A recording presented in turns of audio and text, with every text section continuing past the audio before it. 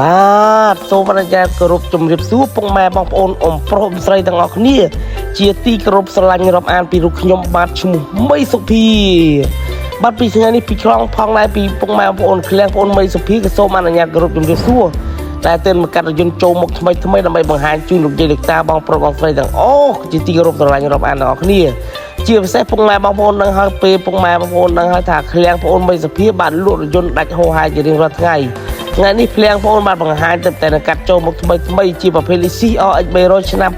2001ជាប្រភេទឡានសំណមូលបាទឥឡូវអញ្ជើញពុកម៉ែបងប្អូនមកមើលខាងក្នុងនៃរថយន្តបាទរៀបចំបម្រើជើងកម្រាលតាប់ឡូសូមពុកថ្មីអញ្ចឹងកលុកកលៀតអីទៅថ្មីទាំងអស់ពុកម៉ែបងប្អូនណា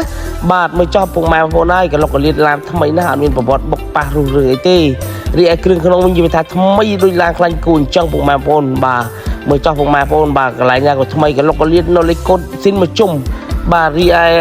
ខាងក្រោយវិញធំទលាយបាទមិនចាញ់ Highlander ទេពុកម៉ែបងប្អូនណាបាទមានម៉ាស៊ីនត្រជាក់ក្រោយលោជាង Highlander ទៀតអញ្ចឹងពុកម៉ែបងប្អូនមកមើលបាទមកជុំជាមួយរូបបងប្អូនបាទអូហូស្អាតណាស់លេខបំពាក់យ៉ាង330ឈ្នួនបាទអ៊ីនដុកក្រុមពេផ្លាកលេខ 2Z លេខទៅវិញលេខពុកម៉ែបងប្អូនណាបាទខាងមុខបាទម៉ាស៊ីនឆេះស្ងាត់រដាស់ល្អបាទធ្នឹមមុខធ្នឹមក្រោយលេខកូនអីនឹងស្អាតមកជុំតែម្ដងពុកម៉ែបងប្អូនបាទមកចោះអូហូបាទម៉ាស៊ីនកំពុងឆេះដំណើរការពុកម៉ែបងប្អូនណាបាទម៉ាស៊ីនឆេះល្អខ្ចៅខ្ចងដៃជើងកលុកកលៀតមើលពីមុខមើលពីក្រោយអស់ហំបាទមើលកន្លែងណាក៏ស្អាតមើលកន្លែងណាក៏ស្អាតដែរពុកម៉ែបងប្អូនណាបាទជាប្រភេទឡានចាស់ដើមទី1ឡានសំណុំអញ្ចឹងពុកម៉ែបងប្អូនមកចោះបាទរូបរាងស្អាតណានេះជារូបដែលបងប្អូនបានថតលំអិតជូនពុកម៉ែបងប្អូនអញ្ចឹងពុកម៉ែបងប្អូនបាទត្រូវការចង់ទិញលុយសុទ្ធបងរំលោះវាយដូរនៅការ៉ាស់បងប្អូនទទួលស្វាគមន៍ពុកម៉ែបងប្អូនគ្រប់ពេលវេលា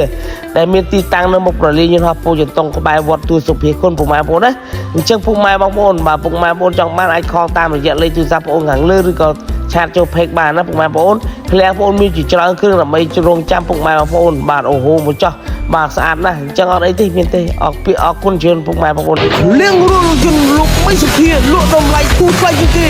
មានគុណភាពខ្ពស់និងផ្ដល់ទំនុកចិត្តជូនអតិថិជន